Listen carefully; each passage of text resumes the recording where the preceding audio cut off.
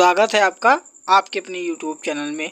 दोस्तों, DElEd third semester के ये समावेशी शिक्षा का अति लघुत्तरीय प्रश्न पत्र है, जो कि पहला प्रश्न है, अल्फ्रेड बीने ने पहला बुद्धि परीक्षण कब किया था? 1905 में किया था। अगला प्रश्न है, परामर्श की दो विधियों के नाम लिखिए। तो पहला है निर्देशात्मक परामर्श, दूसरा है अनिर्देशात्मक परामर्श। अगला प्रश्न है कि पर्यवेक्षण के कोई दो प्रकार लिखिए। तो पहला है निरीक्षणात्मक अथवा संशोधनात्मक पर्यवेक्षण। तो यह पर्यवेक्षण का परंपरागत स्वरूप है। इसमें पर्यवेक्षण अधिकारी सर्वज्ञता माना जाता है तथा पर्यवेक्षक का मुख्य उद्देश्य केवल त्रुटियों का पता लगाना होता है। दूसरा है नियंत्रणात्मक पर्यवेक्षण। नियंत्रणात्मक पर्यवेक्षण प्रधानाध्यापक एवं शिक्षकों की कठिनाई को जानने के लिए होता है। पर्यवेक्षक शिक्षकों की कठिनाइयों के निराकरण में सहयोग देता है। अब बात करते हैं अगले प्रश्न की कि डाइट के कोई दो विभागों के नाम लिखिए। तो पहला है सेवा पूर्व प्राथमिक शिक्षा शिक्षक प्रशिक्षण विभाग, इसे मतलब PSTE। दूसरा है सेवारत शिक्षक प्रशिक्षण क्षेत्र अंतःक्रिया नवाचार समन्वयन, जिसे हम IFIC के नाम से जानते हैं। अगला प्रश्न है कि परामर्श की कोई एक परिभाषा लेखक के नाम सहित उदाहरण लिखिए। तो परामर्श की परिभाषा रॉबिन्स के अनुसार परामर्श दो व्यक्तियों के संपर्क की उन स्थितियों का समावेश होता है जिसमें एक व्यक्ति को उसके स्वयं के वातावरण के मध्य प्रभावशाली समायोजन प्राप्त करने में सहायता दी जाती है। अब बात करते हैं अगले प्रश्न की, वाक दोष का अर्थ स्पष्ट कीजिए। तो वाक दोष विकलांग बालकों में वाक यानी कि वाणी दोष वाले बालक भी बहुत होते हैं। वाणी दोष वाले बालक या तो ठीक प्रकार से बोल नहीं पाते हैं अथवा उनके द्वारा बोली गई बात श्रोता भली भांति समझ नहीं पाते अथवा देर से समझते हैं। बोलने के दोष प्रमुख हैं। पहला है उच्चारण संबंधी दोष, दूसरा है देर से बोलने के दोष, तीसरा हकलाना, चौथा ओठ विकृति और पांचवा है आवाज़ की समस्या, छठा है श्रवण विकृत। अब बात करते हैं अगले प्रश्न की कि अपराध के कोई दो कारण लिखिए। तो बाल अपराध। बाल अपराध जो है एक सामाजिक कारण है, जिसके अंतर्गत पहला है पारिवारिक कारण, दूसरा है भौतिक वंशानुक्रमण। अब बात करते हैं अगले प्रश्न की, डाइट की कोई दो उद्देश्य लिखिए। तो शिक्षण अधिगम सामग्री का विकास करना, दूसरा है औपचारिक एवं अनौपचारिक शिक्षा के बीच की दूरी घटाकर इनमें एकात्मकता स्थापित करना। अगला प्रश्न है विद्यालय पर्यवेक्षण के क्षेत्र बताइए। तो पहला है कि पर्यवेक्षण की निदानात्मक भूमिका होनी है और दूसरा पर्यवेक्षण की मार्गदर्शन संबंधी भूमिका होती है। अगला प्रश्न है निरीक्षण प्रणाली में सुधार के कोई दो सुझाव लिखिए। तो पहला है सरकारी निरीक्षक विद्यालय के अभिलेखों, सरकारी अनुदान के उचित प्रयोग, वित्तीय मामलों की व्यवस्था तथा सरकारी निर्देशों के पालन के अतिरिक्त शैक्षिक कार्यक्रम की भी जांच करें। और दूसरा है कि निरीक्षकों की नियुक्ति करते समय उनकी योग्यता और अनुभव को ध्यान में रखा जाना चाहिए। अगला प्रश्न है अधिगम अक्षमता वाले बालकों के दो प्रकार बताइए। तो पहला है सामान्य अधिगम अक्षमता और दूसरा है जटिल अधिगम अक्षमता। अब बात करते हैं अगले प्रश्न की कि धीमी गति से सीखने के कौन कौन से कारण होते हैं। तो पहला होता है आर्थिक कारण, दूसरा है पारिवारिक के सदस्यों का मानसिक स्तर, तीसरा है संवेगात्मक घटक और चौथा है व्यक्तिगत घटक। अगला प्रश्न है एक अध्यापक दृष्टिबाधित बच्चे की पहचान कैसे करेगा।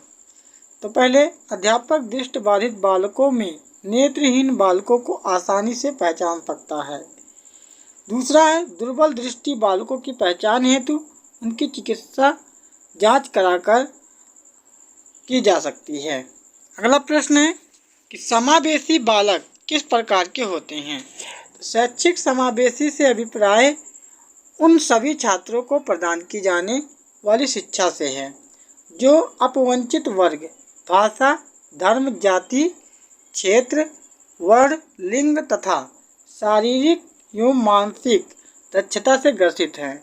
इस प्रकार के छात्र प्रतिभाशाली एवं शारीरिक रूप से अक्षम दोनों रूप से हो सकते हैं। अब बात करते हैं अगले प्रश्न की अपवंचन क्या है। तो अपवंचन गार्डनर के अनुसार वंचित होना बाल्य जीवन की उद्दीपक दशाओं की न्यूनता है। अगला प्रश्न है कि मंद बुद्धि बालकों की जो बुद्धि लब्धि कितनी होती है। मंद बुद्धि बालकों की बुद्धि लब्धि 80 से 85 से कम होती है। अगला प्रश्न है कि सृजनात्मकता के प्रमुख तत्व बताइए। तो सृजनात्मकता के प्रमुख तत्व निम्न हैं। पहला है मौलिकता, दूसरा है प्रवाह क्षमता, तीसरा है लचीलापन और चौथा है विस्तार की क्षमता। पांचवा है पुनः परिभाषीकरण, छठा है समस्या की अनुभूति। अब बात करते हैं अगले प्रश्न की। परामर्श प्रक्रिया के प्रमुख अंग बताइए। तो पहला है परामर्श के लक्ष्य होना चाहिए, दूसरा है परामर्श प्रार्थी होना चाहिए और तीसरा है परामर्शी या परामर्शदाता होना चाहिए। अगला प्रश्न है निर्देशन के दो प्रमुख उपकरण बताइए। तो पहला है अवलोकन, दूसरा है परीक्षण। अगला है इसमें कि निर्देशन की प्रक्रिया में वार्ताएं, साक्षात्कार, परीक्षण आदि विधाओं का भी प्रयोग किया जाता है। भारतवर्ष में शैक्षिक व्यावसायिक निर्देशन की वर्तमान स्थिति अत्यंत दयनीय है। प्रशिक्षित निर्देशकों का अभाव, शिक्षकों पर अधिक कार्यभार, माता पिता की जागरूकता में काफ़ी तथा प्रमाणीकृत परीक्षणों की कमी इसी के लिए मुख्य रूप से उत्तरदायी होती है। अब बात करते हैं अगले प्रश्न की कि an enriched curriculum for rapid learner पुस्तक के लेखक कौन हैं। तो इस पुस्तक के लेखक हॉलिंगवर्थ जी हैं। अगला प्रश्न पिछड़े बालकों की दो विशेषताएं बताइए। तो पिछड़े बालक में निम्नलिखित विशेषताएं पाई जाती हैं। पहले है सीखने की धीमी गति, दूसरा है जीवन में निराशा का अनुभव और तीसरा है समाज विरोधी कार्यों की प्रवृत्ति, चौथा है व्यवहार संबंधी समस्याओं का अभिव्यक्ति और पांचवा है जन्मजात योग्यताओं की तुलना में कम शैक्षिक उपलब्धि और छठा है सामान्य शिक्षण विधियों द्वारा शिक्षा ग्रहण करने में विफलता। अब बात करते हैं अगले प्रश्न की कि मंद बुद्धि बालकों के शिक्षा के दो गुण बताइए। तो पहला है इसमें से बताया गया है कि शैक्षिक रूप से पिछड़े बालकों की शिक्षा व्यवस्था निम्नलिखित बिंदुओं पर की जा सकती है। पहला है शिक्षक को विषय वस्तु धीमी गति से तथा बार बार दोहराते हुए पढ़ाना चाहिए। दूसरा है कि शिक्षक को बालकों की सहायता, परामर्श तथा निर्देशन के लिए तैयार रहना चाहिए।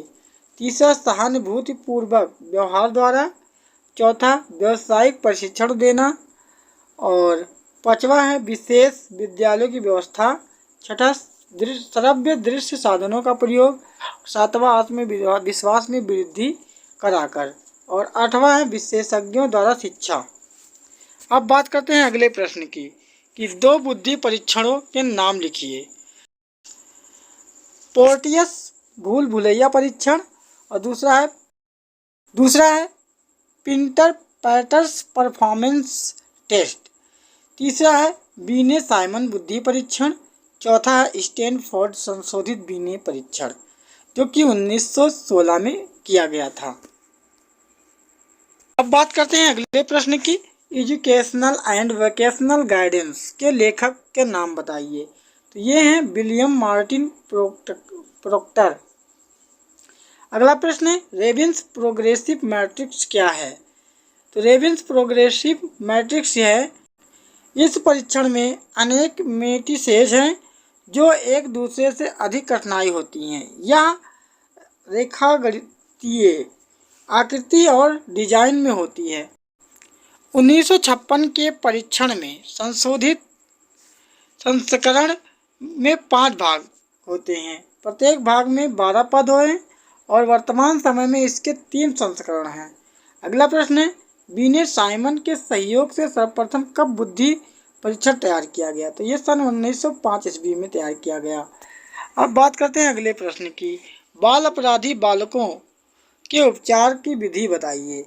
तो अपराधियों की संगत से दूर रखना उनको, और बालकों की आवश्यकताओं का ध्यान रखना कि उन्हें क्या चीज़ की ज़रूरत है, और तीसरा है परिवार के सदस्यों द्वारा स्नेहपूर्ण व्यवहार करना उनसे। अब बात करते हैं अगले प्रश्न की। मध्य बुद्धि बालकों के पहचान यानी कि लक्षण बताइए। तो इन जिसकी बुद्धि लब्धि 80 से 85 से कम होती है और ये पढ़ने लिखने में इनको कठिनाई होती है और इनके अंदर आत्मविश्वास की कमी होती है, ये मंदबुद्धि बालक कहलाते हैं। अपवंचन क्या है? तो गार्डनर के अनुसार ये अपवंचन बाल्या जीवन की उद्दीपन दशाओं का न्यूनता है। अगला प्रश्न है वाणी बाधित यानी कि वाक दोष बच्चों के लक्षण बताइए।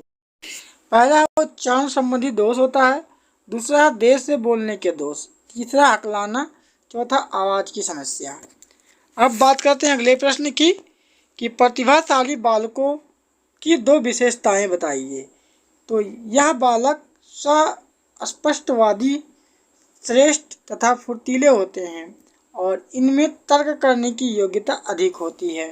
अगला प्रश्न है मनोविज्ञानशाला कब और कहाँ स्थापित किया गया? तो मनोविज्ञानशाला उत्तर प्रदेश की स्थापना जो है 1947 में प्रयागराज में की गई थी। अगला प्रश्न है कि श्रवण विकलांगता के प्रकार बताइए। श्रवण विकलांगता के प्रकार निम्न है।